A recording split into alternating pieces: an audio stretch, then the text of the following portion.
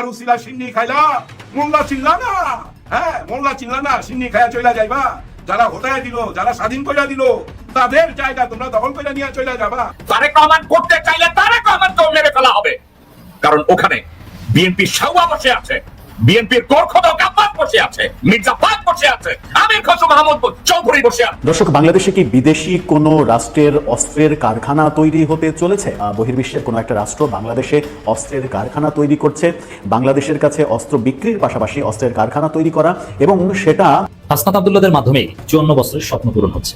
শীঘ্রই দেখবেন যে কত বড় ঘটনা ঘটছে। বিএনপির সালাউদ্দিন আহমেদ কি ভারত থেকে নরেন্দ্র মোদীর গরুর চেনার মুখ খেয়ে আসছেন কিনা? বিএনপিকে এত নিচে এত পচানোর পরিকল্পনাটা তাকে কি ভারত থেকে দিয়েছে কিনা, এটাই আজকে আপনাদের কাছে স্পষ্ট কথা। বিএনপির যে ভারতের দালাল সালাউদ্দিন আহমেদ, ভারত থেকে ট্রেনিং প্রাপ্ত, তিনি বলেছেন জুলাই ঘোষণাপত্রে কোনো সাংবিধানিক গুরুত্ব নাই, ওটা আবেগ। এই ধরনের জুলাই বিরোধী এ ধরনের ভারতের কোনো দালালকে আমরা রাজনীতিতে দেখতে চাই না। ক্লিয়ার কথা। দর্শক, আজকের এই ভিডিওটি দেখলে আপনারা রীতিমতো অবাক হয়ে যাবেন। আপনারা জানেন ইতিমধ্যে আওয়ামী লীগ সরকারের পতন হয়েছে। এখন ক্ষমতায় আছেন অন্তর্বর্তী সরকার ডক্টর মোহাম্মদ ইউনূস। অন্তর্বর্তী সরকারের মাননীয় উপদেষ্টা ডক্টর মোহাম্মদ ইউনূস থাকাকালীন দেশে কি কি ঘটনা ঘটে যাচ্ছে তা আপনাদের প্রমাণ সহকারে দেখাবো। দর্শক, কথা আর বাড়াবো না, ভিডিওতে চলে যাব। তার আগে আপনাদের কাছে ছোট্ট একটি অনুরোধ, আপনি যদি আমাদের চ্যানেলে নতুন দর্শক হয়ে থাকেন তাহলে অবশ্যই চ্যানেলটি সাবস্ক্রাইব করে পাশে থাকা বেল আইকনটি বাজিয়ে দিতে ভুলবেন না। তারেক রহমান করতে চাইলে তারেক রহমানকেও মেরে ফেলা হবে, কারণ ওখানে বিএনপি সাউয়া বসে আছে, বিএনপির গোরখদক আব্বাস বসে আছে, মির্জা ফাক বসে আছে, আমির খসরু মাহমুদ চৌধুরী বসে আছে। ছোট মেয়েটা বলেছে তার বাবা আয়না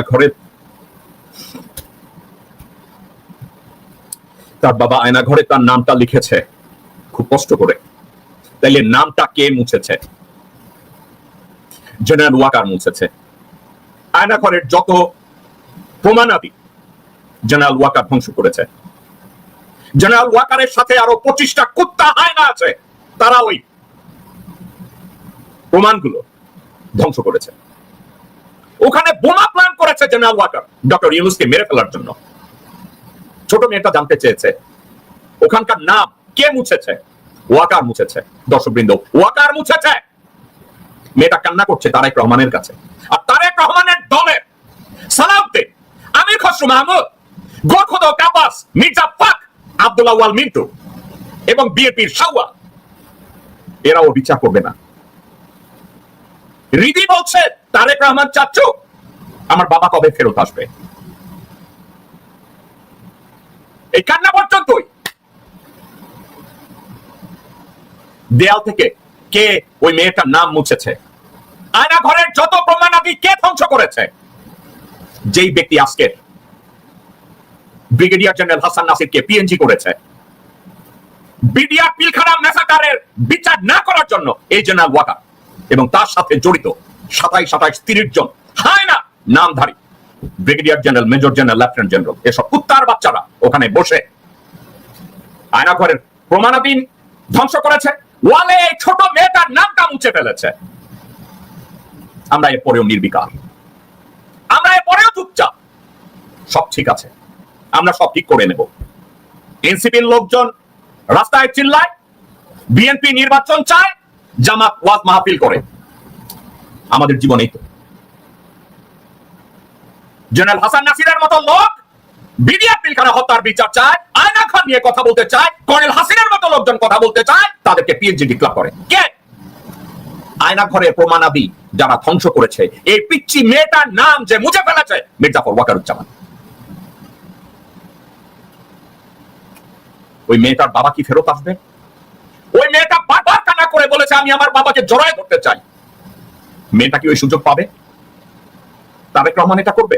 তারেক রহমান করতে চাইলে তারেক রহমানকেও মেরে ফেলা হবে, কারণ ওখানে বিএনপির সাউয়া বসে আছে, বিএনপির গোরখদক আব্বাস বসে আছে, মির্জা ফাক বসে আছে, আমির খসরু মাহমুদ চৌধুরী বসে আছে, আব্দুল্লাহ ওয়াল মিন্টু বসে আছে, তাবিতা ওয়াল বসে আছে, মোহাম্মদ সালাম বসা আছে, আমিনুল্লাহ মান বসা আছে, ইকবাল হোসেন টুকু বসা আছে। প্রয়োজনে তারেক রহমানকেও জবাই করা হবে, এরপর বিচার করতে দেওয়া যাবে না, কারণ এদের সবার পিছনে দাঁড়িয়ে আছে ওয়াকারুজ্জামান, মির্জা ফখর দাঁড়াই আছে। এই মির্জা ফখরকে দাঁড় করিয়ে এসব বিএনপির বেঈমানেরা রাস্তায় স্লোগান দেয়, অভিষেক করে, রাজনীতি করে, আর আমরা সবাই জিন্দাবাদ দেই, টকশো করি।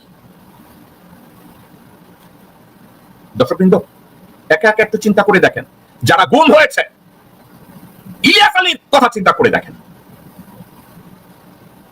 আর যারা গুম হয়ে ব্যাক করে এসছে তাদের কথাও চিন্তা করে দেখেন। আর বিডিআর পিলখানা ম্যাসাকারে যেসব বাচ্চারা তাদের বাবাকে হারিয়েছে তাদের আর্তনাদ একটু ধৈর্য ধরে শুনেন। বিএনপি সালাউদ্দিন আহমেদ কি ভারত থেকে নরেন্দ্র মোদীর গরুর চেনার মুখ খেয়ে আসছেন কিনা, এই প্রশ্নটা আমি করছি বিএনপির ভাই বোনদের কাছে। আজকে একটি বিষয় নিয়ে সারা সোশ্যাল মিডিয়া জুড়ে আলোচনা চলছে। জুলাই ঘোষণাপত্র কোনো সাংবিধানিক ও আইনি গুরুত্ব আছে বলে আমরা মনে করি না। বিএনপিকে এত নিচে এত পচানোর পরিকল্পনাটা তাকে কি ভারত থেকে দিয়েছে কিনা, এটাই আজকে আপনাদের কাছে বিএনপির ভাই বোনদের কাছে আমি জানতে চাচ্ছি।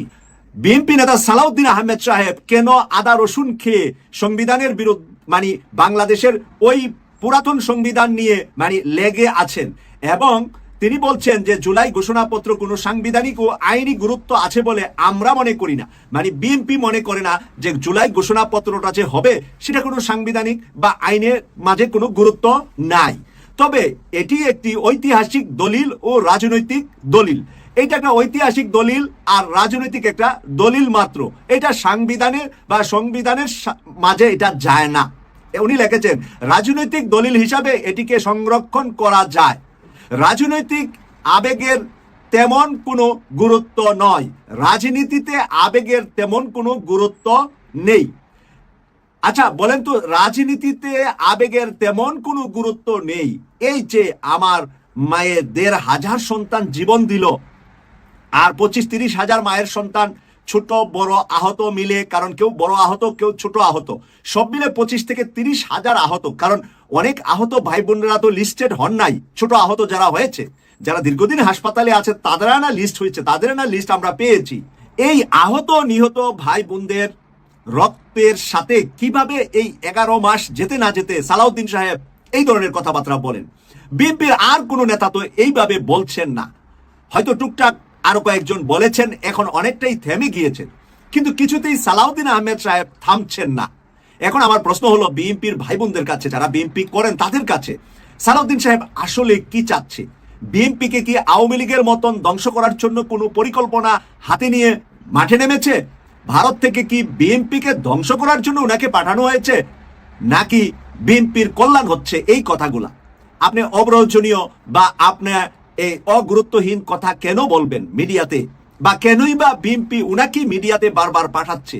বিএনপির কি মুখপাত্র হওয়ার মতো তরুণ শিক্ষিত মেধাবী মানে সাংবাদিকতায় অভিজ্ঞ অথবা বিভিন্ন সেক্টরে আইনজীবী থেকে শুরু করে বিভিন্ন গুরুত্বপূর্ণ ব্যক্তি আছেন, তাদের মধ্যে কি একজন মুখপাত্র হতে পারেন না যে উনি শুধু মিডিয়াতে কথা বলবে? এই যে সালাউদ্দিন সাহেব আসতে যাইতে বসতে উলটপালট কথাগুলা বলছে, এতে তো বিএনপির প্রচুর ক্ষতি হচ্ছে, প্রচুর ক্ষতি হচ্ছে। আমরা এই কথাটা থেকে কি বুঝতে পারলাম, কি জনগণের কাছে কি বার্তাটা যাচ্ছে, জনগণ বিএনপিকে কিভাবে দেখছে? আজকে মাঠ চষে বেড়াচ্ছে ছাত্ররা তাদের একটা টাকে করে, টাকের উপরে নাহিদ এরা ঘুরে বেড়াচ্ছে সারা বাংলাদেশে। এদেরকে কি কেউ ভিআইপি কার্ড দিয়ে রেখেছে? এই গরমে এই রোদ্রে এই বৃষ্টিতে বেজে তারা কিন্তু সারা বাংলাদেশ এখন চষে বেড়াচ্ছে, তাদের শহীদদের কবর জিয়ারত করছে, তাদের আহতদেরকে দেখছে, এবং জুলাই ঘোষণাপত্র অগাস্টের ৩ তারিখে তারা শহীদ মিনারে দিবে ঘোষণা দিয়েছে। সরকার থেকে হয়তোবা আগে পরে দিতে পারে, কিন্তু নাহিদরা তারা দলীয়ভাবে ঘোষণাপত্রটি শহীদ মিনারে দিবেন অগাস্টের ৩ তারিখে। এখন সেই ঘোষণাপত্র নিয়ে সালাউদ্দিন আহমেদ সাহেব যে কথাগুলা বলছেন, শহীদ পরিবার, আহত পরিবার এবং এই যুদ্ধে সংগ্রামে মাঠে যারা ছিলেন, উনি তো ছিলেন ভারতে, উনি তো মাঠে ছিলেন না, উনি তো দেখেন নাই যুদ্ধটা যে মাঠে কিভাবে হয়েছে সেটা তো উনি রণক্ষেত্রে ছিলেন না।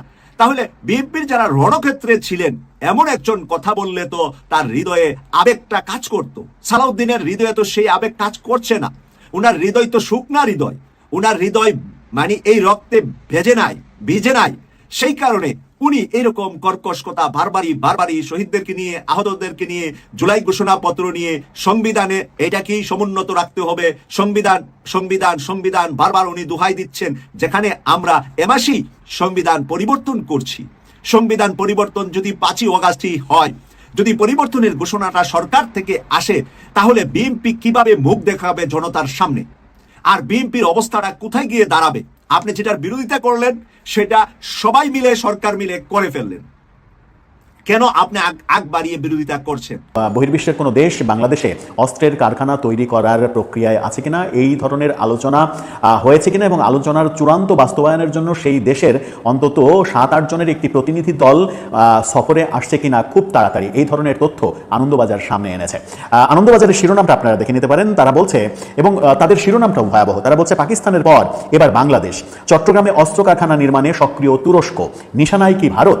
অর্থাৎ তারা বলতে চাইছে যে এই অস্ত্র কারখানা তৈরির নিশানা কি ভারত, তেমন আয়োজন করছে বাংলাদেশ। কি বলতে চাইছে তারা ভেতরে, চলুন একটু পড়ে শোনা যাক, তারপরে পরিস্থিতি বিবেচনা করে আলোচনা করা যাবে যে এই তথ্যের সত্যতা কতটুকু। তারা বলছে অপারেশন সিঁদুর পরবর্তী সংঘাতের সময় ভারতের বিরুদ্ধে ঢালাও ব্যবহার করেছিল পাক সেনা। তুরস্কের প্রেসিডেন্ট রিচেপ এরদোগানের সরকার এবার সেই ব্যারাক্টার TB2 আর সনগার ড্রোন বাংলাদেশকেও বিক্রি করতে সক্রিয় হয়েছে এবং বাংলাদেশে ড্রোন বিক্রি করছে তুরস্ক, এমন তথ্য তারা বলছে। দ্বিপাক্ষিক প্রতিরক্ষা সমঝোতা চূড়ান্ত করতে আগামী মঙ্গলবার বাংলাদেশে যাচ্ছে তুরস্কের বিশেষ প্রতিনিধি দল। অর্থাৎ 2 দিন পরেই তুরস্কের প্রতিনিধি দল বাংলাদেশে এই ব্যাপারে সবকিছু ফাইনাল করার জন্য আসছে, এমন তথ্য আনন্দবাজার বলছে। ঢাকা আঙ্কারা সামরিক সখ্যের সূচনা হয়েছিল শেখ হাসিনার জামানতে। এখানে বলা হচ্ছে যে শেখ হাসিনার সময়ই তাদের মধ্যে এক ধরনের সম্পর্ক তৈরি হয়েছিল। এরদোগানের দেশ থেকে TRG 300 multiple launch rocket system কিনেছিল বাংলাদেশের সেনা। অর্থাৎ শেখ হাসিনা আমলেই তাদের কাছ থেকে অস্ত্র কেনা শুরু হয়েছিল। বাংলাদেশ নৌসেনার জন্য তুরস্ক থেকে ARES 150 দ্রুতগতির নৌযান কেনার চুক্তিও হয়েছিল। গত বছরের 5 আগস্ট ক্ষমতার পালাবদলের পর মোহাম্মদ ইউনূসের নেতৃত্বাধীন অন্তর্বর্তীকালীন সরকার পাকিস্তানের পাশাপাশি তুরস্কের সঙ্গেও নৈকট্য বাড়িয়েছে। চলতি বছরের গোড়ায় 26টি তুলপার লাইট ট্যাঙ্ক কেনার বিষয়ে প্রাথমিক সমঝোতাও হয়েছে দুই দেশের, এমন তথ্য তারা দিচ্ছে। তারা এটা বলছে যে তুরস্কের সঙ্গে অস্ত্রের যে যোগাযোগ সেটা শেখ হাসিনা সরকারের সময় শুরু হয়েছিল, যেটার গতি প্রফেসর ইউনূসের সরকার থামায়নি, বরং সেই গতিটা বাড়িয়েছে। ইকোনমিক্স টাইমসের প্রতিবেদন অনুসারে তারা বলার চেষ্টা করছে, ইকোনমিক্স টাইমস প্রকাশিত একটি প্রতিবেদনে দাবি করা হয়েছে এবার তুরস্কের প্রতিরক্ষা শিল্প সংস্থা SSB'র প্রধান হারলুক গোরগনের নেতৃত্বাধীন প্রতিনিধি দলের 8 দিনের বাংলাদেশ সফরে প্রতিরক্ষা সহায়তা সংক্রান্ত বেশ কয়েকটি গুরুত্বপূর্ণ চুক্তি সই হতে পারে। ইকোনমিক্স টাইমসের মতো গুরুত্বপূর্ণ গণমাধ্যম এই তথ্য দিচ্ছে। যে চুক্তিগুলো হতে পারে তার মধ্যে অন্যতম বাংলাদেশ বিনিয়োগ উন্নয়ন কর্তৃপক্ষ বিডা এবং তুর্কি প্রতিরক্ষা সংস্থাগুলির যৌথ উদ্যোগে চট্টগ্রাম ও নারায়ণগঞ্জে প্রতিরক্ষা শিল্প কমপ্লেক্স স্থাপন।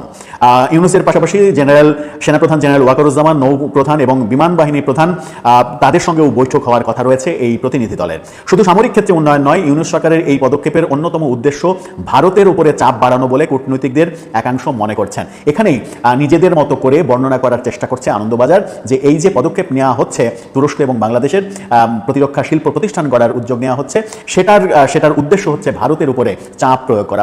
ভারতের সঙ্গে বাংলাদেশের সম্পর্ক যে এখন তলানিতে, সেই তলানিতে ভারত একপাক্ষিকভাবে নানা ধরনের চুক্তি বাতিল করছে একের পর এক, সেই তার পাল্টা একটা পদক্ষেপ হিসেবে ভারতের উপরে চাপ প্রয়োগ করার এটা একটা কৌশল প্রফেসর ইউনূসের সরকারের, তেমনটা তারা বলছে। ভারতের বিরুদ্ধে কৌশলগত পদক্ষেপের অংশ বলেই মনে করা হচ্ছে এটাকে। অপারেশন সিঁদুর পর্বে পাক সেনাকে সহায়তার প্রতিক্রিয়ায় ইতিমধ্যে ভারতে বিনিয়োগকারী তুরস্কের কয়েকটি বাণিজ্যিক সংস্থার বিরুদ্ধে পদক্ষেপ নিয়েছে দিল্লি। পাকিস্তান সেনার পাশাপাশি সাম্প্রতিককালে আর্মেনিয়ার বিরুদ্ধে যুদ্ধে আজারবাইজান সেনাকে এবং রাশিয়ার বিরুদ্ধে যুদ্ধে ইউক্রেনকে ড্রোন দিয়েছে তুরস্ক। সামরিক ড্রোনের আন্তর্জাতিক বাজারের প্রায় অর্ধেক তাদের দখলে, অর্থাৎ সামরিক ড্রোন আন্তর্জাতিক বাজারে যত কেনাবেচা হয় তুরস্ক তার অর্ধেক মার্কেট তাদের রয়েছে। অন্যদিকে আন্তর্জাতিক অর্থ ভাণ্ডার IMF এর 2024 সালের রিপোর্ট বলছে ক্রয় ক্ষমতায় বিশ্বের 35তম দেশ বাংলাদেশ ক্রমশ সামরিক আমদানি বাড়াচ্ছে। IMF এর প্রতিবেদনও তেমনটা বলছে যে সামরিক আমদানি বাংলাদেশ বাড়াচ্ছে। বিডার কার্যনির্বাহী চেয়ারম্যান আশিক মাহমুদ বিন হারুন সম্প্রতি 5 দিনের তুরস্ক সফরে গিয়েছিলেন। সেখানে দ্বিপাক্ষিক প্রতিরক্ষা সমঝোতা নিয়ে গুরুত্বপূর্ণ আলোচনা হয়েছে বলে অন্তর্বর্তী সরকারের একাংশের দাবি। এভাবেই তারা রিপোর্টটা সাজিয়েছে। আনন্দবাজার মূলত বলার চেষ্টা করছে যে তুরস্কের সঙ্গে অস্ত্র কেনা, ড্রোন কেনার পাশাপাশি বাংলাদেশে তুরস্ক একটা প্রতিরক্ষা শিল্প গড়ে তোলার চেষ্টা করছে, অর্থাৎ অস্ত্রের কারখানা তৈরি করার চেষ্টা করছে। দর্শক, সম্পূর্ণ ভিডিওটি দেখলেন, আশা করি বিষয়টি বুঝতে পেরেছেন। এই নিয়ে আপনার গুরুত্বপূর্ণ মন্তব্যটি অবশ্যই কমেন্ট বক্সে জানিয়ে দিবেন। ধন্যবাদ।